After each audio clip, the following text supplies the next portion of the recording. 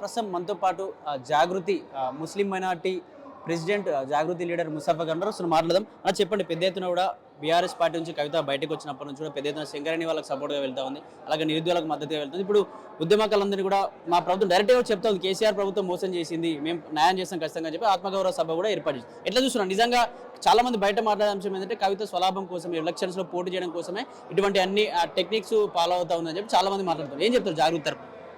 కల్వకుంట్ల కవితక్క గారు ఈరోజు ప్రజల కోసం, ప్రజాస్వామ్య దేశంలో ఉన్నటువంటి ప్రజల కోసం మాత్రమే చేస్తున్నారు. ఈరోజు ప్రజలకు ఎలాంటి కష్టాలు వచ్చాయన్నట్టు ఒకసారి 2001 నుంచి ఇప్పటి వరకు మలిదశ ఉద్యమ కాలంలో 2000 మంది ఉద్యమకారులు చనిపోవడం జరిగింది. ఇవన్నీ పెట్టుకొని కూడా వాళ్ళు ఆడుతున్న డ్రామాలని చెప్తే ఇంతవరకు సమన్వయం చెప్పండి. కవితక్క గారు ఇలాంటి ప్రాబ్లమ్స్ ఉన్నాయి, సమస్యలు ఉన్నాయని ఆ రోజు బీఆర్ఎస్ ప్రభుత్వాన్ని ప్రశ్నించినందువల్లనే బీఆర్ఎస్ పార్టీలో ఉన్నటువంటి నాయకులు, కొంతమంది నాయకులు కక్షపూరితమైన రాజకీయాలు చేసి ఆమెను పార్టీ నుంచి సస్పెండ్ చేయించడం జరిగింది. అందుకు ఏమవుతుందంటే ఈరోజు తెలంగాణ నిరుద్యోగుల ఉద్యమం కొట్లాడుతుంది. ఎందుకంటే తెలంగాణ ఏమి కోసం సాధించుకున్నాం? మనం నీళ్లు, నిధులు, నియామకాలు అనే అంశం పైన తెలంగాణ రాష్ట్రాన్ని మనం సాధించుకున్నాము. సాధించుకున్న తెలంగాణలో కొందరు మాత్రమే రాజకీయంగా లబ్ధి పొందుతున్నారు తప్ప ఈరోజు సామాన్య ప్రజలందరూ కూడా మోసపోతున్నారు. అలాంటి ప్రజలు మోసపోకుండా ఈరోజు మనంతా మనం ఏమైనా సాయం చేయాలి. ఆనాడు అధికారంలో ఉన్నప్పుడు కూడా కవితక్క గారు బీఆర్ఎస్ పార్టీలో చాలా మంది నాయకులు, ముఖ్యమంత్రి కేసీఆర్ గారి దగ్గర పోతే కూడా కొంతమంది నాయకులు వాళ్ళ కక్షపూరితంగా పెట్టి కవితక్క గారి మాటలను కూడా పెద్ద మనిషి కేసీఆర్ గారి దగ్గర కూడా ఆమె నుంచి దూరం చేయడం అనేది చేయడం జరిగింది తప్ప ఈరోజు కవితక్క గారు వాళ్ళ సొంత రాజకీయ లబ్ధి కోసం, ఆమె కోసం అనుకుంటే ఎలక్షన్ చేయాలంటే మహాసన్ కార్యకర్తలు ఎంతో మంది తయారు చేసి పార్టీలో ఈరోజు అవకాశాలు కల్పించి ఎమ్మెల్యే స్థాయిని నిలబెట్టే స్థాయి ఆమె దగ్గర ఉన్నది దేవుడిచ్చిన కాడికి. కానీ ఆమె సొంత రాజకీయ లబ్ధి కోసం చేయలేదు. ఈరోజు తెలంగాణలో సామాజిక తెలంగాణ అనే అంశాన్ని తీసుకొచ్చి కల్వకుంట్ల కవితక్క గారు ఈరోజు ప్రజాస్వామ్య దేశంలో ఇప్పటి వరకు కూడా రాజ్యాంగబద్ధంగా మన తాను ఉన్నటువంటి కొన్ని జాతులు ఇలా గ్రామంలో ఉన్నటువంటి వార్డు మెంబర్ కూడా పొందలేని స్థితిలో ఉన్నటువంటి కులాలు ఎన్నో ఉన్నాయి ఇప్పటి వరకు, ఉపకులాలు. అలాంటి కులాలకు ఈరోజు న్యాయం కావాలంటే కల్వకుంట్ల కవితక్క లాంటి నాయకులు ఈరోజు కొత్త పార్టీ స్థాపించాల్సిన అవసరం ఉన్నది. ఈ స్థాపించి ఈరోజు ప్రజల లోపలికి వెళ్తే అలాంటి ప్రజలకు న్యాయం అవుతుందని తప్ప ఆలోచన చేస్తుంది తప్ప వీళ్ళు స్వార్థ రాజకీయాల కోసం కవితక్కను బదలాం చేయడం అనేది అసాధ్యమైన పరిస్థితి. తెలంగాణ వచ్చిన తర్వాత టీఆర్ఎస్ పార్టీ అధికారంలోకి వచ్చినప్పటి నుంచి ఎందుకు మాట్లాడలేకపోయింది? ఇప్పుడే ఎందుకు బీఆర్ఎస్ పార్టీ నుంచి బయటకు వచ్చిన తర్వాత ఎందుకు మాట్లాడుతుందని చెప్పి చాలా మంది ప్రశ్నిస్తూ ఉన్నారు. అలాగే చెప్తారు. అయితే తెలంగాణ వచ్చిన తర్వాత కూడా కవితక్క గారు ప్రశ్నించడం జరిగింది, చాలాసార్లు ప్రశ్నించడం జరిగింది. ఎందుకు ప్రశ్నించిందంటే ఆ రోజు ఉద్యమకారులకు అన్యాయం జరుగుతున్నది తెలంగాణ పార్టీలో, మన బీఆర్ఎస్ పార్టీలో జరుగుతుంది అన్నప్పుడు కూడా పట్టించుకోలేరు. ఎవరు పట్టించుకోరు? అధిష్టానంలో ఉన్న కొంతమంది నాయకులు కేసీఆర్ గారి దగ్గర ఆమె మాట్లాడే అంశాన్ని కూడా చేరనీయకపోవడం అనేది దుర్భాగ్యమైన సంగతి. ఒక ఉదాహరణ తీసుకుంటే ఆమె రాష్ట్రంటే లెటరే బయటికి తీసుకొచ్చినటువంటి దొంగలు ఉన్నారు కాబట్టి ఈరోజు అలాంటి వాళ్ళని ఇలా పట్టుకొని వీళ్ళు విమర్శిస్తున్నారంటే ఇంతవరకు సమన్వయం.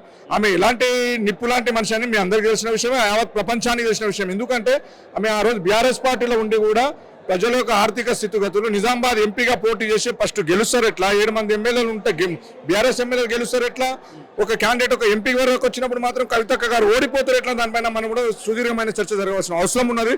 ఈరోజు ఆమె ఎమ్మెల్యేలు పెట్టి కొంతమంది నాయకులు ఆమెను కక్షపూరితంగా ఓడగొట్టాలనే రాజకీయ కుట్రలు చేసి ఆ రోజు బీజేపీ ప్రభుత్వం బంద్ అయిన ధర్మాపురి అరవింద్ని గెలిపించిన వాస్తవం కాదా?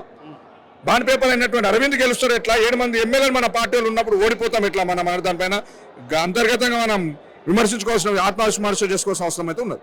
అంటే ఇక్కడ జైలుకి వెళ్ళొచ్చింది కాబట్టి జైలుకి వెళ్ళొచ్చిన వాళ్ళందరూ సీఎంలు అయిపోతారు, లేకపోతే మినిస్టర్లు అయిపోతారు, ఏదో ఒకటి ఫేత్ వస్తుంది ప్రజల్లో అని చెప్పేసి కావాలని ఎటువంటి ట్రిక్స్ ప్లే చేస్తుంది తప్ప ఆమె వల్ల ఎటువంటి లాభం లేదు తెలంగాణకు అని చెప్పి బీఆర్ఎస్ పార్టీ మాట్లాడుతుంది, అలాగే కాంగ్రెస్ పార్టీ కూడా మాట్లాడుతారు. జైలుకు ఎవరు అయినా కూడా ఇప్పటి వరకు కూడా ఒక ఆమె సొంత లాభం కోసం పోలేదు. ఈరోజు బీజేపీ ఏం చేసిందన్న వాక్యం మీకు తెలియాలి. ఫస్ట్ ఇలాంటి తప్పుడు ఆరోపణలు చేసి ఆమె పైన కక్షపూరితమైన, రాజకీయ కుట్రపూరితమైన కొంతమంది నాయకులు చేసి ఆమె జైలు పంపించారు. అది లిక్కర్ స్కామ్ అనేది బోకస్ అని మీ అందరికీ ఆనాడు కల్వకుంట్ల చంద్రశేఖరరావు గారు చెప్పిన మాట వాస్తవం కదా? కడిగిన ముత్యంలాగా నా బిడ్డ బయటికి వస్తున్నప్పుడు మాత్రం ఆ మాట వాస్తవం కదా?